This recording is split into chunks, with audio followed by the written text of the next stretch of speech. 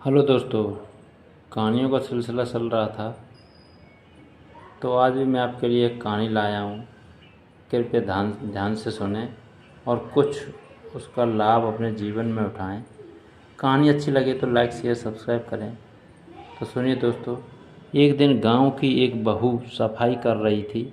मुंह में सुपारी थी। पीक आया तो उसने गलती से यज्ञ वेदी में थूक दिया। उसे आश्चर्य तब हुआ जब उसका थूक स्वर्ण में बदल गया। अब तो वह प्रतिदिन जानबूझकर वेदी में थूकने लगी और उसके पास धीरे धीरे स्वर्ण बढ़ने लगा। महिलाओं में बात तेजी से फैलती है, इसलिए कई और महिलाएं भी अपने अपने घर में बनी यज्ञ वेदी में थूक थूक कर स्वर्ण उत्पादन करने लगी। धीरे धीरे पूरे गांव में यह सामान्य चलन हो गया, सिवाय एक महिला के। उस महिला को भी अनेक दूसरी महिलाओं ने उकसाया, समझाया, अरे तू क्यों नहीं थूकती? जी, बात यह है कि मैं अपने पति की अनुमति बिना यह कार्य हरगिज नहीं करूँगी और जहाँ तक मुझे ज्ञात है वह अनुमति नहीं देंगे। किंतु ग्रामीण महिलाओं ने ऐसा वातावरण बनाया कि आखिर उसने एक रात डरते डरते अपने पति को पूछ ही लिया, पति खबरदार, जो ऐसा किया तो यज्ञ वेदी क्या थूकने की चीज़ है? पति की गरजदार चेतावनी के आगे बेबस वह महिला चुप हो गई। पर जैसा वातावरण था और जो चर्चाएं होती थी, उनसे वह साध्वी स्त्री बहुत व्यथित रहने लगी। खासकर उसने शून्य गले को लक्ष्य कर अन्य स्त्रियां अपने नए नए कंठहार दिखाती तो वह अंतर्द्वंद में घुलने लगी।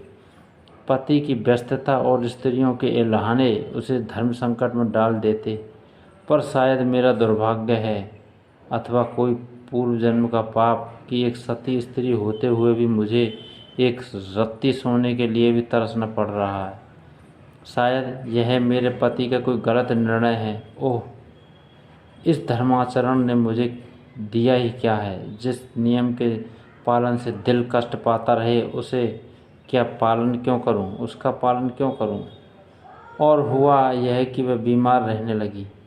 पतिदेव इस रोग को ताड़ गए और उन्होंने एक दिन ब्रह्म मुहूर्त में ही सब परिवार ग्राम त्यागने का निश्चय किया।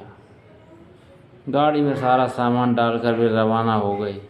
सूर्योदय से पहले पहले ही वे बहुत दूर निकलना चाहते थे, किंतु अरे यह क्या! ज्यों ही वे गांव की कांकड़ सीमा से बाहर निकले, पीछे भयानक विस्फोट हुआ और पूरा गांव धूं धूं कर जल रहा था।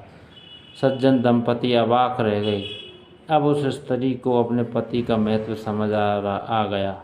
वास्तव में इतने दिन गांव बचा रहा तो केवल इस कारण कि उसका परिवार गांव की परिधि में था। तो दोस्तों, धर्माचरण करते रहें। कुछ खाने कुछ पाने के लालच में इंसान बहुत कुछ खो बैठता है, इसलिए लालच से बचें। सदैव प्रसन्न रहिए। जो प्राप्त है पर्याप्त है। कहानी अच्छी लगी हो तो लाइक शेयर सब्सक्राइब करना ना भूलें दोस्तों। धन्यवाद।